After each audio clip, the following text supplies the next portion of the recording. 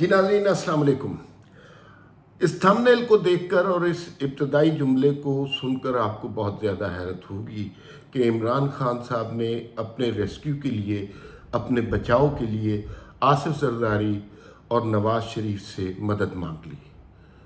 ये बात आपके वहम गुमान में भी नहीं होगी, आपने कभी सोचा भी नहीं होगा कि इमरान खान ऐसी हरकत कर सकते हैं, इसलिए कि गुज़िश्ता 27 साल से उनकी जद्दोजहद इन दो जमातों के ख़िलाफ़ थी और वो मुसलसल इनको चोर डाकू कहकर अपनी सियासत का सूरज चमका रहे थे।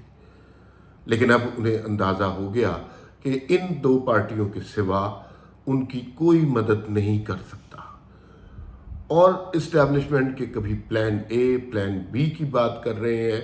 और बड़ी दिलचस्प, कल उन्होंने जो खिताब किया उस खिताब के अंदर एक छोटा सा टुकड़ा था जिसमें उन्होंने एक जुमला कहा कि वो इस्टेब्लिशमेंट को उनसे बेहतर कोई नहीं जानता। ये बात किसी हद तक तस्लीम की जा सकती है। 27 साल से एक पौधा जिसे नर्चर किया गया सिर्फ और सिर्फ दूसरी सियासी जमातों के लिए, जिसके जलसे अरेंज करवाए गए, जिसके लिए कैंपेन्स मूव कराई गई, जिसके लिए फंड्स जनरेट किए गए, जिसके लिए आइन को तबाह बर्बाद किया गया, कानून को तह किया गया, इलेक्शन लूटे गए, सेनेट के इलेक्शन लूटे गए, मेंबरान असम्बली इजलास में लाए गए, बंदे तोड़े गए, लोगों को हिरासत में डाला गया, दूसरे सियासी कायदीन को अताब का निशाना बनाया गया। वो सब कुछ इमरान खान के लिए किया गया और गुज़िश्ता 27 वर्ष में उनकी शख्सियत का परसोना ज़मीन से लेकर आसमान तक पहुंचाया गया। तो ये सब कुछ इस्टेब्लिशमेंट की वजह से था और इमरान खान से बेहतर वाकई इस्टेब्लिशमेंट को कोई नहीं जानता।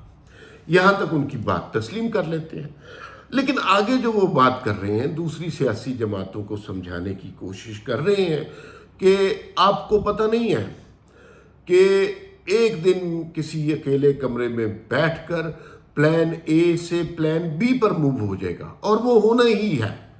ये यकीन भी उनको है, इसलिए उन्हें चाहिए कि अब वो कुछ करें।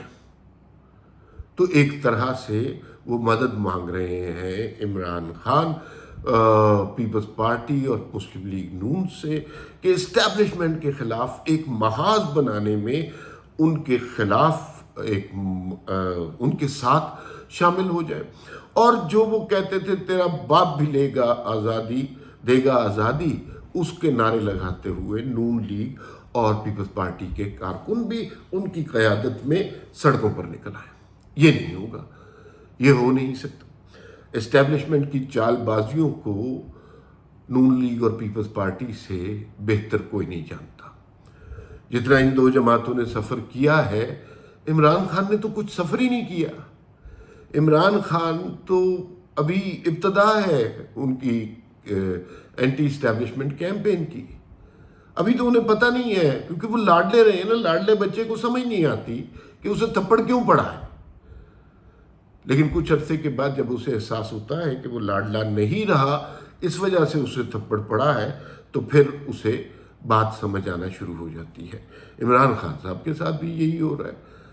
वो समझ रहे हैं अभी भी वो लाडले हैं, अभी भी वो सारे काम उनके लिए किए जाएंगे। और उनके साथ कैसे ऐसा हो रहा है?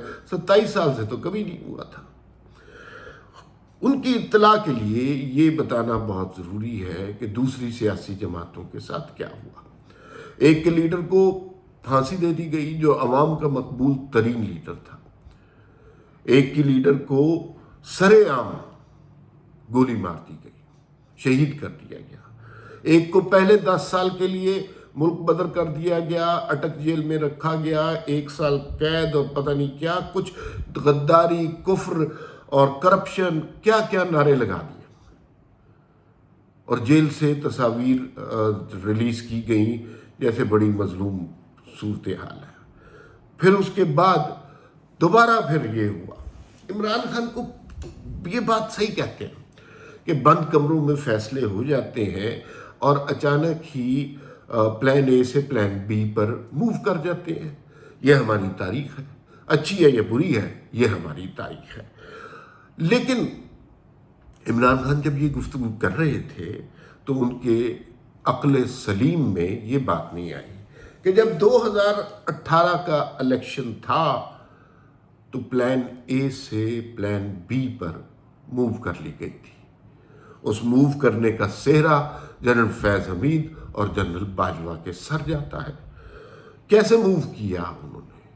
ایک ہنستا کھیلتا پھلتا پھولتا ملک تھا، 2017 میں اٹھا کر ایک پرائم منسٹر کو اقامے کی بیس پر نکال کر باہر کیا، فارغ کر دیا، اور کفر کے فتوے لگے، پتہ نہیں خدا نخواستہ کہ کون سے مذہبی قانون میں تبدیلی کرا دی گئی، اور کرپشن اور غداری، اور ان کی فیکٹری میں 500 انڈینز کام کرتے، اس طرح کی چیزیں ہم نے سنی ہیں۔ پھر اس کے بعد ایک الیکشن ہوا جو ہماری تاریخ کا متنازع ترین الیکشن ہے، جہاں نون لیگ کا ٹکٹ لینے والوں کے ساتھ وہ کیا گیا جو تاریخ میں کبھی کسی نے سوچا بھی نہیں تھا۔ لوگوں کو تھپڑ مارے گئے، لوگوں کی وفاداریاں تبدیل کی گئیں، لوگوں کو تھریٹس دی گئیں، الیکشن والے دن نون لیگ کی پرچیاں نہیں دی گئیں، لوگوں کو گھر سے نکلنے نہیں دیا گیا، چیئرمینوں، یونین کونسل کے چیئرمینوں کو گھر میں رہنے کا حکم دیا گیا، سیاسی قیادت کو جیل میں ڈال دیا گیا، جماعت کو نااہل کرنے کی باتیں بین کرنے کی باتیں ہونے لگ گئی، نواز شریف کا نام تک لینا گناہ ہو گیا، تحریر اور تقریر پر پابندی لگ گئی، تصویر پر پابندی لگ گئی۔ سوشل میڈیا اس وقت اتنا نہیں تھا، تو اس وقت بنیادی طور پر خان صاحب پلان اے سے پلان بی پر موو ہو رہی تھی۔ آپ ان سیاسی جماعتوں کو بتائیں گے کہ اسٹیبلشمنٹ کیسے کام کرتی ہے، جو تین دفعہ یہ زخم سہ چکی ہے، جو تین دفعہ ڈسی جا چکی ہے، آپ انہیں بتائیں گے کہ اسٹیبلشمنٹ پلان اے سے پلان بی پر کیسے موو کرتی ہے؟ خان صاحب کا مسئلہ یہ ہے کہ خان صاحب چاہتے ہیں اس بہانے کم از کم انہیں پلان بی ضرور سمجھا جائے، لیکن عمران خان صاحب کو اس بات کا ادراک نہیں ہے کہ جو کچھ وہ 9 مئی کو کر چکے ہیں، اس کے بعد پلان زی بھی ان کے مقدر میں نہیں ہے۔ ریاست کے خلاف بغاوت کی جو انہوں نے کوشش کی، اس کے بعد ان کے نام کے آگے کراس لگا دیا گیا ہے۔ اب وہ چاہے جو مرضی کرے، جیسے مرضی کرے، جتنا مرضی چیخے کہ یہ ہو گیا یہ ہو گیا، انہیں اس بات کا ادراک ہونا چاہیے کہ جن سیاسی جماعتوں سے وہ مدد طلب کر رہے ہیں ان کے ساتھ یہ تین دفعہ ہو چکا ہوا ہے، ان کے لیے یہ کوئی نئی واردات نہیں ہے۔ اسی لیے اب آپ سنیے آصف زرداری کی تقریر جو اسمبلی میں عمران خان کی جس دن حلف تھا اس دن کی تھی۔ انہوں نے کہا ہم تو یہ برداشت کر جائیں گے، ہم نے تو پہلے بھی کیا ہے، آپ سے برداشت نہیں ہوگا۔ مشاہد اللہ خان مرحوم کی تقریر یاد کریں، جنہوں نے کہا تھا کہ ہم آپ کے آنسو پہنچنے والوں میں سے ہوں گے، ہمیں پتہ ہے کہ آپ تاریخ کے کس مقام پر کھڑے ہیں۔